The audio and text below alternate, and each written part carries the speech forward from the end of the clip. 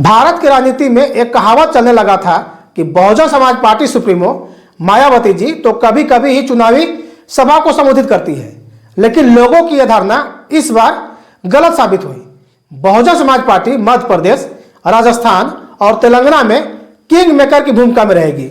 नमस्कार, जय भीम, जय संविधान। मैं संतोष मेहरा, मेरे लिए देशी सर्वोपरि, सिर्फ सच के साथ। बहुजन समाज पार्टी सुप्रीमो मायावती जी 6 नवंबर से ताबड़तोड़ चुनावी प्रचार कर रही है। उससे सामंती सोच वाले को धड़कन तेज होने लगी है। आपने कभी भी ऐसी सवारी नहीं देखी होगी किसी रैली में जाते हुए। ये है बहुजन समाज पार्टी एवं मायावती जी के प्रति समर्पण। ये लोग भाड़े पर बुलाए गए जनता नहीं है, इनके दिल में बीएसपी बसती है। बीएसपी सुप्रीमो तेलंगाना के पतापल्ली में चुनावी जनसभा को संबोधित कर रही थी। बहन मायावती जी ने कही कि मंडल कमीशन को लागू कराने के लिए बीएसपी ने केंद्र सरकार पर दबाव बनाई। बीएसपी सुप्रीमो मायावती जी ने विशाल जनसभा में क्या बोली, आप पूरा वीडियो देखें। जनसभा में इकट्ठा हुए बीएसपी के सभी छोटे बड़े पदाधिकारी एवं कार्यकर्ता ने आज आप लोग यहाँ तेलंगाना स्टेट में विधानसभा के लिए हो रहे आम चुनाव में अपनी पार्टी के उम्मीदवारों के समर्थन में व खासकर पार्टी के यहाँ state president Shri RS. Praveen Kumar, जो काबिल, ईमानदार, मिशनरी व निष्ठावान भी है, ये भी चुनाव लड़ रहे हैं। और इनको आप लोग अपना मुख्यमंत्री बनाने के खास उद्देश्य के साथ ही मुझे सुनने के लिए यहाँ इकट्ठा हुए हैं, तो उसके लिए मैं आप सभी लोगों का हार्दिक दिल से आभार प्रकट करती हूँ। हालांकि इनकी कामयाबी के लिए यहाँ के स्थानीय कोऑर्डिनेटर व नेताओं के साथ साथ केंद्रीय स्टेट कोऑर्डिनेटर एवं राज्यसभा सांसद श्री रामजी गौतम भी पूरे जी जान से लगे हुए हैं। इनकी भी मैं बहुत बहुत आभारी हूँ। और हम लोग हो रहे हैं विधानसभा चुनाव में ये कहना चाहूंगी कि हमारी पार्टी ये चुनाव आपके तेलंगाना प्रदेश के अधिकांश विधानसभा की सीटों पर अकेले अपने बलबूते पर ही पूरी तैयारी व दमदारी के साथ ये चुनाव लड़ रही है। इसके साथ ही हमने बीएसपी से जुड़ने की तादाद को ध्यान में रखकर फिर उसी अनुपात में ही यह सब समाज के लोगों को टिकट भी दिए है। लेकिन अब मैं आप लोगों का ध्यान यहाँ हो रहे हैं विधानसभा चुनाव में अपनी पार्टी बीएसपी को कामयाब बनाने के लिए कुछ जरूरी बातों की तरफ दिलाना चाहती हूँ। और इस संदर्भ में सबसे पहले मैं आप लोगों को ये कहना चाहूंगी कि आजादी के बाद इस लंबी अवधि में भी यहाँ सभी विरोधी पार्टियों की रही सरकारों ने आपके प्रदेश सहित पूरे देश में भी सर्व समाज में से विशेषकर SC, ST, OBC, मुस्लिम व अन्य धार्मिक अल्पसंख्यकों के साथ साथ गरीबों, मजदूरों, किसानों, व्यापारियों एवं अन्य मेहनतकश लोगों का भी सही से विकास व उत्थान आदि नहीं हो सका है, जिनकी सरकारों की नीतियों व कार्यशैली को अभी ने और ज्यादा आजमाने की जरूरत नहीं है।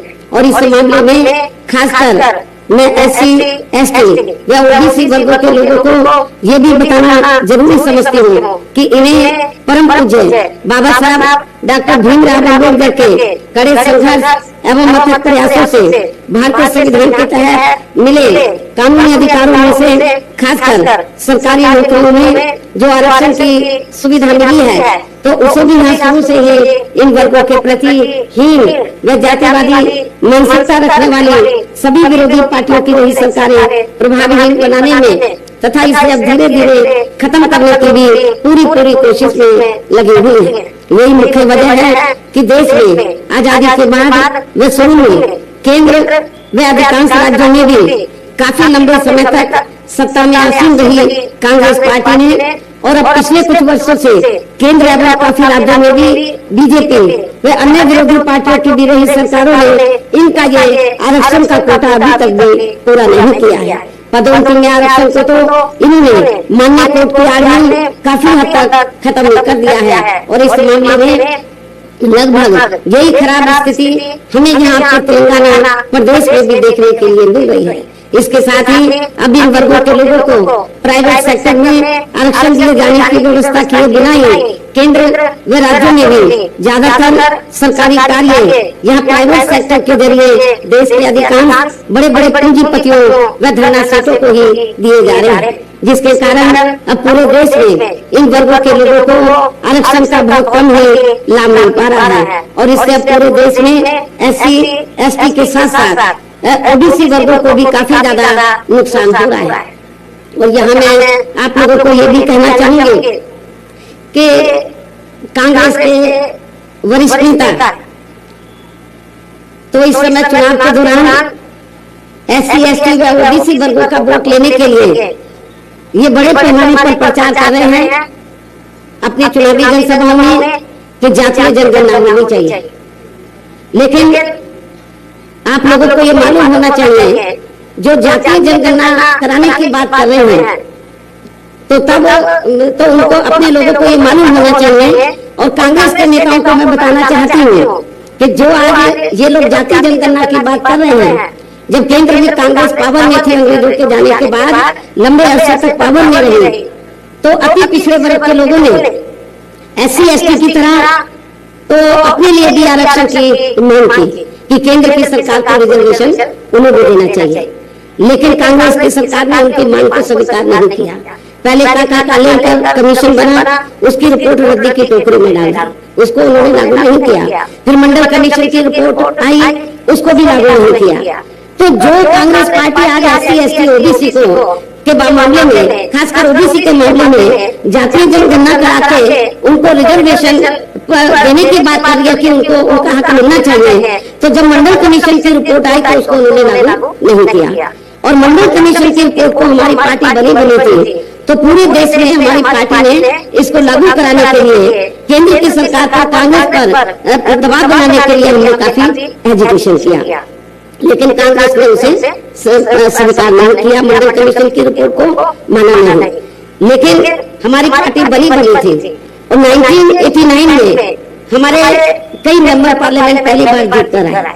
1984 में पार्टी बनी, 89 में हमारे कई मेंबर पार्लियामेंट लोकसभा में जीत कर आए। वह खुद भी यूपी से डिवोर्स से लोकसभा की पहली बार मेंबर पार्लियामेंट बनी, तो हमारे कई MP जीत कर आए। तो उस समय केंद्र में कांग्रेस सत्ता से बाहर हुई, श्री VP सिंह के नेतृत्व में मिली जुली सरकार बनी।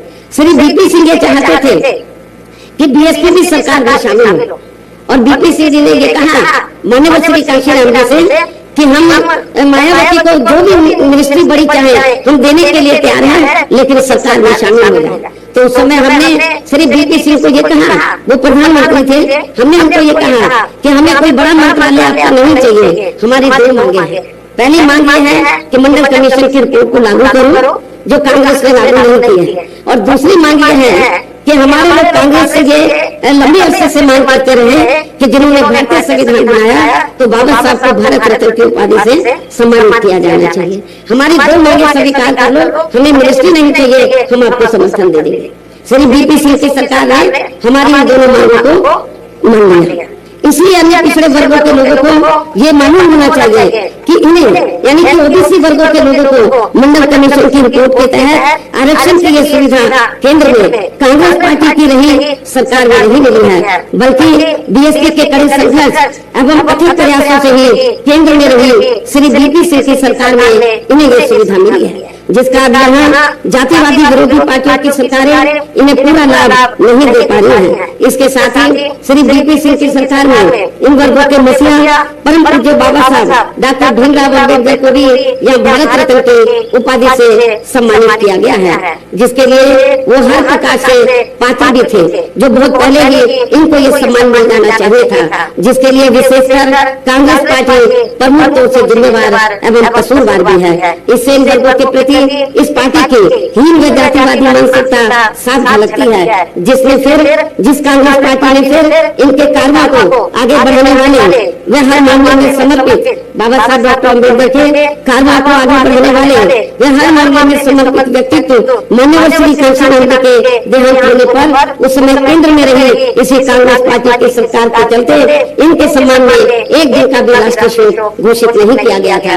यहाँ मैं इन वर्गों के मामले में ये भी कहना चाहूंगी कि केंद्र द्वारा अभी हाल ही में देश की लोकसभा व राज्य विधानसभाओं में महिलाओं को जो 33% आरक्षण देने की व्यवस्था की गई है, तो उसमें SC, ST व OBC वर्गों की महिलाओं को अलग से कुछ भी आरक्षण नहीं दिया गया है। इतना ही नहीं, बल्कि इन वर्गों के लोगों को जुल्म जाति से निजात दिलाने के लिए जो अनेक नियम व कानून आदि बने हैं, तो उन पर भी केंद्र व अधिकांश राज्यों की सरकारें सही से अमल नहीं कर पा रही हैं, जिससे अब यहाँ खासकर दलितों व आदिवासियों के ऊपर, SC व ST वर्गों के ऊपर शोषण करने वाले लोगों का मनोबल और भी ज्यादा बढ़ा है। और ये सब हमें यहाँ पे तेलंगाना प्रदेश में भी काफी कुछ देखने के लिए मिल रहा है। और इतना ही नहीं, यहाँ की वर्तमान जो रीजनल पार्टी की सरकार है, मुझे मालूम हुआ कि वो इतनी दलितों के खिलाफ है कि दलित लोग अपने पैरों पर खड़े ना हो, वो सत्ता में ना आए, अपनी सरकार ना बना सके, तो हमारे जो स्टेट के प्रेसिडेंट हैं, तो उनके ऊपर फर्जी FIR दर्ज करा दी, उनके ऊपर और उनके बेटे के ऊपर। तो इससे इनकी दलित विरोधी मानसिकता जो है वो साफ झलकती है। तो इसी प्रकार हमें पूरे देश में मुस्लिम व अन्य धार्मिक अल्पसंख्यक समाज के लोगों की भी हालत कोई खास अच्छी नजर नहीं आती है। इसके साथ साथ अपर कास्ट समाज में से खासकर गरीब लोगों की भी आर्थिक स्थिति अभी भी पूरे देश में काफी ज्यादा खराब व दयनीय हालत में बनी हुई है। इनके अलावा आपके प्रदेश सहित पूरे देश में सब समाज में से विशेषकर यहाँ गरीब, मजदूर, किसान, कर्मचारी, छोटे व्यापारी एवं अन्य मेहनतकश लोग भी अपनी विभिन्न समस्याओं को लेकर अभी भी हमें काफी ज्यादा दुखी हुए नजर आते हैं। इनमें से किसान वर्ग को केंद्र की वर्तमान भाजपा सरकार द्वारा बनाई गई इनके गलत नीतियों के कारण काफी ज्यादा परेशान व आंदोलित भी रहा है। लेकिन इन सबकी मुख्य वजह हमारी पार्टी केंद्र में आपके तेलंगाना स्टेट में भी यहाँ तक की रही सभी विरोधी पार्टियों की सरकारों की जातिवादी, पूंजीवादी व संकीर्ण मानसिकता के तहत बनाई गई उनकी नीतियों, उनकी गलत नीतियों एवं गलत कार्य प्रणाली को ही काफी हद तक जिम्मेवार मानकर चलती है।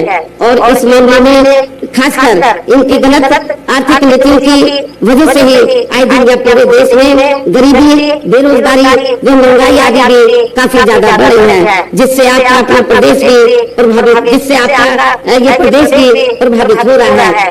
इसके साथ साथ अब अपने देश में भ्रष्टाचार भी हर स्तर पर काफी ज्यादा बढ़ा है, जिससे आपका खुद का अपना तेलंगाना प्रदेश भी अछूता नहीं रहा है। और इन सब के लिए हमारी पार्टी आजादी के बाद से लेकर अभी तक केंद्र व देश के अधिकांश राज्यों में तथा आपके खुद के अपने तेलंगाना प्रदेश में भी ज्यादातर सत्ता यहाँ गलत पार्टियों में से खासकर कांग्रेस यहाँ की रीजनल पार्टी को ही काफी हद तक जिम्मेवार मानकर चलती है।